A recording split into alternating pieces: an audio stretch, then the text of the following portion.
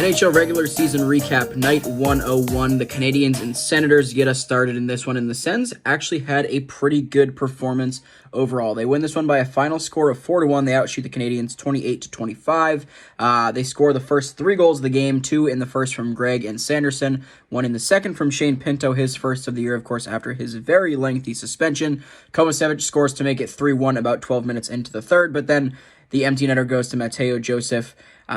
And that's pretty much it. Not really anything too crazy from this game. Korpisalo had a good game, which once again, good for a change for him. 24 of 25.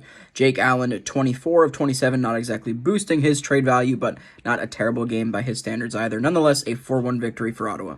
The Dallas Stars visiting Detroit, and this game was like 3 completely different games for each period. In the first, Detroit, the much better of the two teams, they outshoot Dallas 12-7 and outscore them 2-1. It's Perron and DeBrincat both on the power play for Detroit. For the Stars, Jamie Benn also on the power play. In the second, though, Dallas outshoots Detroit 25-7. Yes, 25-7, and outscore them 4-0. Mason Marchment, Rope Hintz, S. Lindell, and a second from Rope Hintz makes it 5-2 Dallas after 2. In the third, we flip the script again. 15 shots for Detroit, just 6 for Dallas. Larkin and Confer both score. Larkin's goal coming on the power play, but just not quite enough to get the game tied to force overtime. Dallas win this one 5-4. They just slightly outshoot Detroit. Jake Ottinger, 30 of 34. Alex Lyon, 27 of 32. Neither of those numbers are great, of course, but Ottinger good enough for the victory in this game. That was an absolutely wild one. The Lightning and the Flyers facing off, and despite getting outshot by 11 in this game, Tampa Bay handles Philadelphia pretty easily, largely thanks to what seemed like a return of early season Sam Ersson tonight. He gives up 4 goals on 19 shots. The Bolts do score 2 empty netters in this one. In the first, though, Point and Kucherov both score their 22nd and 29th, respectively. In the second, Kucherov with his second of the game, and then it's Atkinson, Drysdale with his first as a Flyer, and Mikey Eyssimont, his 8th of the year, makes it 4-2 Tampa after 2. Cam York with a really nice little bat-in mid-air goal to make it a 1-goal game, but Hagel and Kucherov both score the empty netters, and again, it's a 6-3 final here despite only getting 21 total shots on net. Andrei Vasilevsky, meanwhile, a pretty solid game, 29 of 32 for him, a .906 save percentage in the winning effort. Nikita Kucherov with the hat-trick completed in this one. He tacks on an assist as well, a really good game from him. Surprise, surprise. The Islanders hosting the Golden Knights in the second game of the Patty Waugh era in Long Island, and the coach buff is already over. Vegas wins this one 3-2. Ivan Barbashev in the first, Nelson, Rempel, and Roy in the second, and Pajot in the third with a shorty, but not quite enough to tie it from the Islanders. They outshoot Vegas pretty heavily. It's 42-27 in this one, but Aiden Hill was fantastic, while Sorokin wasn't bad, but an 889 versus Hill's 952, just not quite enough for the victory. Again, coach buff's already over. This team is too mid to have it really make a huge difference. I don't see this team making the playoffs. They need to make a move, but it's Lou Lamoriello. I don't know what to expect from him.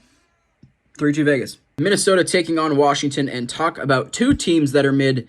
It's this game right here. The Minnesota Wild win it by a final score of 5-3. It's Brock Faber, Marcus Foligno, Marcus Johansson, Joel Eriksson, and then a second from Marcus Foligno powering the Wild to victory here.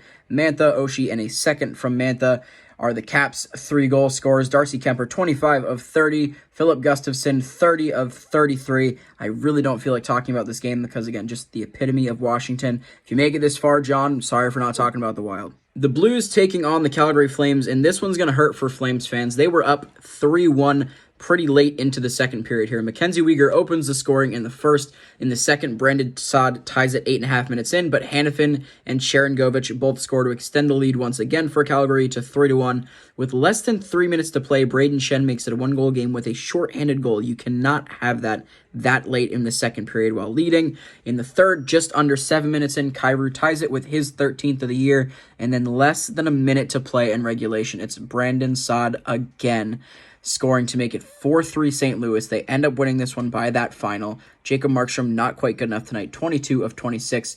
Binnington, meanwhile, 32 of 35, the much better of the 2 goalies. This is a tough loss for Calgary. They've been on a nice little roll, not winning every game, but on a nice streak. Something they needed big time if they want to find themselves in a playoff spot, and this is a game you just cannot throw away. Yet here we are. It's a 4-3 final for St. Louis. The Oilers taking on the Columbus Blue Jackets, and are we really surprised by who won this game? It's Edmonton, and it really wasn't all that close, despite the score not being crazily lopsided. In the first, Warren Foegele gets us kicked off.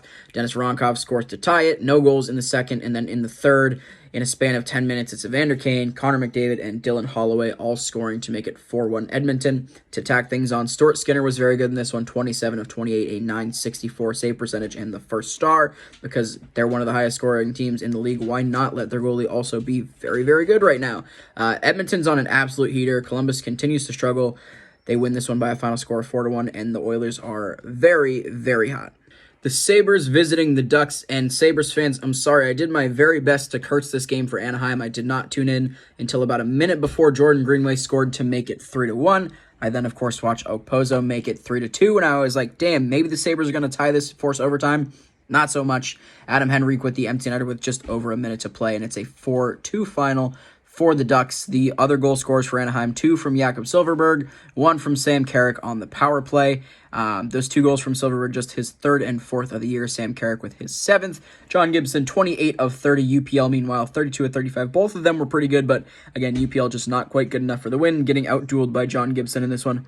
4-2 final for Anaheim. The final game of the night, the Rangers in San Jose, and this little slump that the Rangers are on continues in this one. They lose by a final score of 3-2 in overtime. They score the first 2 goals of this game. Adam Fox in the first and Artemi Panarin in the second. But in the third, they let Nico Sturm and Ryan Carpenter score less than 5 minutes into the period to tie it at 2-2. And then, of course, Tomas Hertl, the hero in the overtime. Shesterkin, once again, not all that good in this game. 19 of 22, and looked to maybe tweak something at the end of the game. He finished the game out, but definitely didn't look super comfortable at the end of things. For Mackenzie Blackwood, 29 of 31, a .935 save percentage, and the victory, of course.